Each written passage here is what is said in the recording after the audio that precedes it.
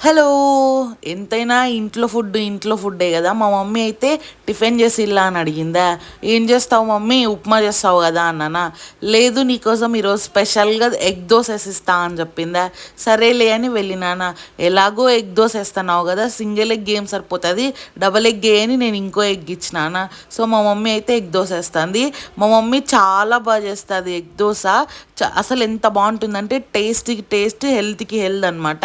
ఎందుకు ఊరికే బయట తింటారు, ఇట్లా ఇంట్లో మనకు నచ్చినవి, మనకు నచ్చిన కస్టమైజేషన్స్తో అమ్మతో చేయించుకుంటే ఎంత బాగుంటుంది. ఎంతైనా అమ్మ చేసిన దాని టేస్టే వేరు కదా. సో మీరు కూడా బయట ఎక్కువ తినొద్దండి, ఇంట్లో ఫుడ్ని ప్రిఫర్ చేయండి. నేనైతే ఎక్కువ ఇంట్లోనే, మా మమ్మీ చాలా రుచిగా వండి పెడుతుంది నాకైతే. చాలా సింపుల్ ఎగ్ దోశ. మంచిగా ఎగ్స్ కొట్టేసి దానిపైన ఉప్పు కారం చల్లి ఆనియన్స్ వేసుకొని చేసుకొని తింటే సూపర్గా ఉంటుంది. మీకు ఇష్టమా ఎగ్ దోశ? కామెంట్ చేసేయండి, అది కూడా ఇంట్లో.